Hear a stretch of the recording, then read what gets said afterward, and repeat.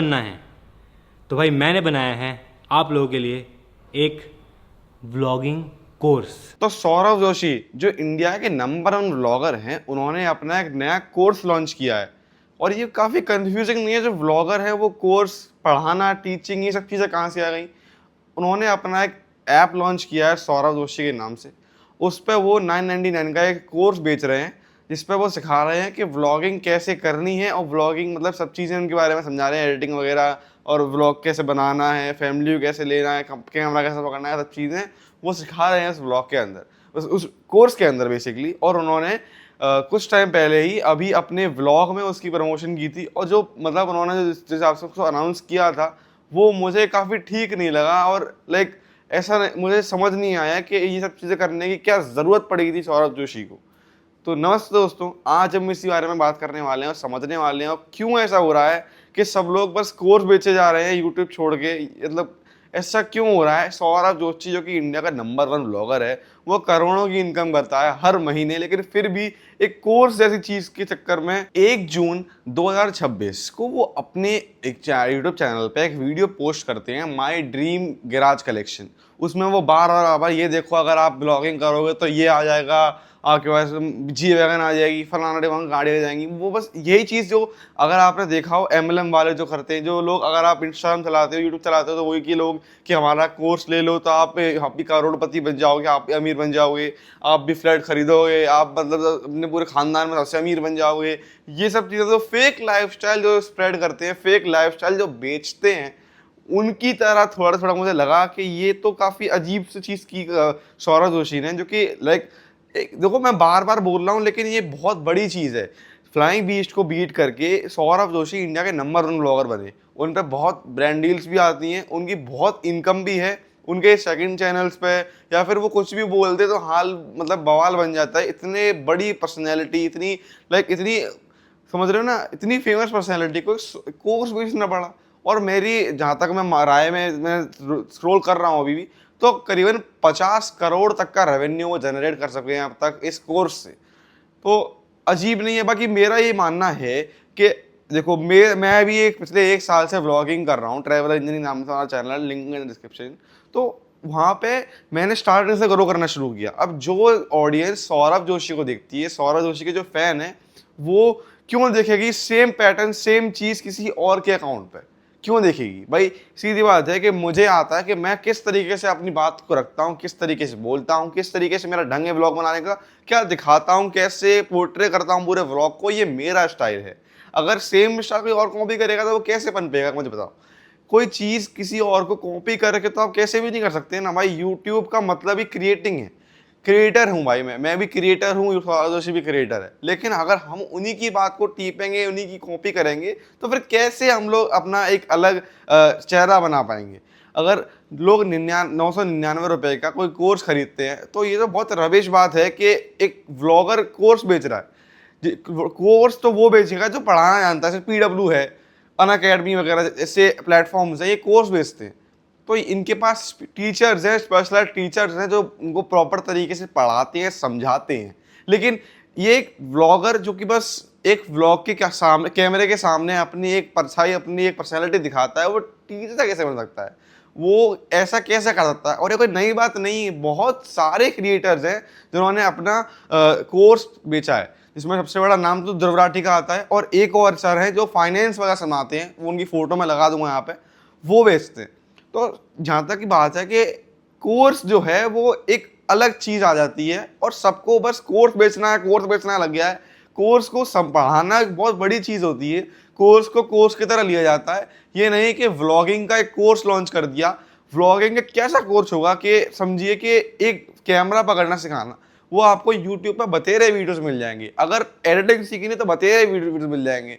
आपको कुछ भी करना है तो आपको सारी चीज़ें यूट्यूब पर अवेलेबल मिल जाएंगी। लेकिन ऐसा क्यों कि हम किसी और का सीखेंगे उसने कैसे पनपा? भाई सौरभ जोशी का जो एक्सपीरियंस है, वो सौरभ जोशी के साल बे साल उन्होंने जो काम किया है, जो उन्होंने 5, 6, 7, 8 साल उन्होंने जो मेहनत करी है, वो उनने खुद से बिल्ड किया है।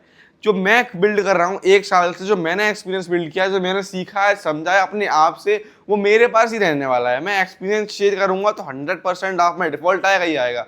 जो मुझे मालूम है वो मैं आपको कितना भी समझा लूंगा, आपको समझ में इस हिसाब से नहीं आएगा इन सब चीज़ों के पर्सपेक्टिव से। सौरभ जोशी जैसे क्रिएटर को लोग डेली 25 से 30 लाख लोग डेली उसका कंटेंट कंज्यूम करते हैं, डेली ब्लॉग देखते हैं।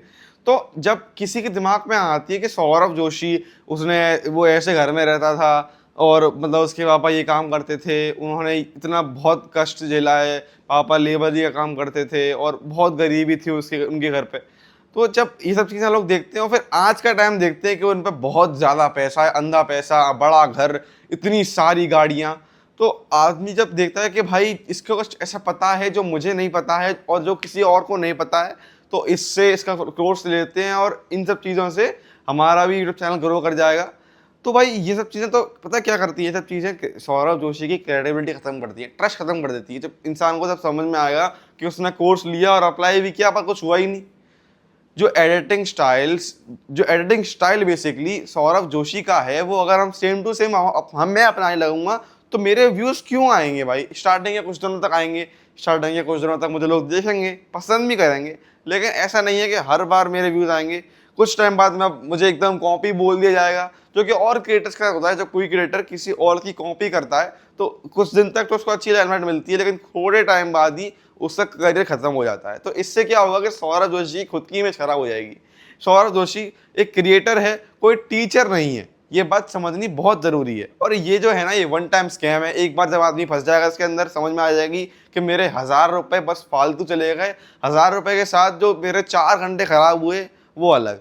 और जो सौरभ जोशी की टीम है, उन्होंने ये कोर्स था, वो चाहते तो मेंबर ओनली इस पर डाल सकते थे, लेकिन उन्होंने इसका पर्टिकुलर ऐप बनाया पायरेसी को रोकने के लिए।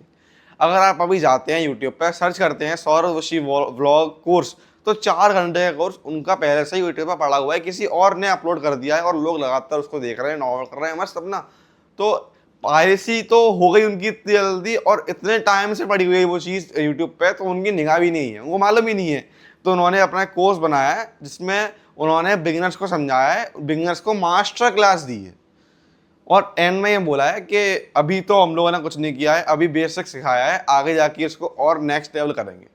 तो वही मेरी कहने की बात है कि कैसे फैमिली को दिखाना है। उन्होंने अपने वीडियोस में बोला है कि कैसे फैमिली को दिखाना है, कैसे खाना खा रहे हैं दिखाना है, कैसे बच्चों को दिखाना है, कैसे हमारा पालन पोषण हुआ है। वो same to same style Saurabh Joshi का ही तो है। सौरभ जोशी का स्टाइल अगर एग्जैक्ट मैं आपके जैसा मैच करने लगूंगा, जो आप कर रहे होगे वो मैं करने लगूंगा, तो मेरे व्यूज़ कभी आएंगे नहीं, क्योंकि मैं क्रिएटर थोड़ी, तो वैसे कॉपी कैट हुआ ना। जो मैं कर रहा हूँ वही तो आप जो कर रहे हो, वही मैं एकदम टीप दे रहा हूँ। तो स्टार्टिंग में तो लोगों को लगेगा कि भाई ये तो सौरभ जोशी है, कुछ टाइम तक लोग कनेक्ट करेंगे मुझे उससे, लेकिन थोड़े टाइम बाद फिर लोगों को समझ में आ जाएगी कि जो ओरिजिनल है वो तो ओरिजिनल ही रहेगा। जो चीज़ सौरभ जोशी प्रेजेंट करता है वो मैं कभी नहीं कर सकता। तो वो बात चीज़ समझना ज़रूरी है। लोगों ने मैसिव अमाउंट में लोगों ने उसका ऐप डाउनलोड किया, 1 लाख से ज़्यादा वीडियो ऐसी अपलोड हुई, सो 1 लाख से ज़्यादा ऐप पे डाउनलोड बढ़ गए। एकदम से ऐप पे बहुत बड़ा क्राउड आया और लोगों ने बहुत स्पीड से कोर्स खरीदे। तो वही कहने का मतलब है कि ऐसा दिखाना कि यार ये गिरा जाएगा, ये आ जाएगा, ये आ जाएगा। भाई यूट्यूब में किस्मत भी एक बहुत बड़ा रोल प्ले करती है। मुझे 1 साल हो गया, अभी तक मैंने कुछ भी नहीं कमाया। मैं आपको भी ये सब बोल देता हूँ, बता देता हूँ ऐसे। तो वही चीज़ है कि यूट्यूब जो है वो लक से और एक अच्छे कंटेंट से काम करता है, ना कि किसी से कॉपी करने पे। इस दुनिया में ऐसा कोई भी नहीं है जो सोचता हो कि मैं अकेला पैसे वाला क्यों बनूं, आप साथ में बनो, या फिर मैं अकेला पैसे वाला क्यों बनूं, सबको साथ में लेके चलूंगा, सबको अमीर बनाऊंगा। ऐसी मेंटालिटी रखने वाला आदमी एग्जिस्ट करता ही नहीं है इस दुनिया में। तो सबको अपनी मेहनत से ही अमीर बनना पड़ता है, सबको अपनी मेहनत ही करनी पड़ती है, उससे फल मिलता है। इन सब चीज़ों से कोई फ़ायदा नहीं है, ना कोई फ़र्क पड़ने वाला है। और मैं आपसे इतना कहना चाहता हूँ कि अगर आपको व्लॉगिंग फील्ड में सच में घुसना ही है तो आप खुद से मेहनत करो, खुद से ग्राइंड करो, खुद से जब तक आप कमी नहीं ढूंढोगे तब तक आपको वो मज़ा ही नहीं आएगा, और व्लॉगिंग के प्रोसेस में आपको बिल्कुल मज़ा ही नहीं आएगा। अगर आप एक अच्छे मुकाम पर पहुँचते भी हो तो वो आपके दिमाग पे रहेगा कि भाई मैंने कितना सब कुछ झेला है, तब जाके मैं बैठा हूँ।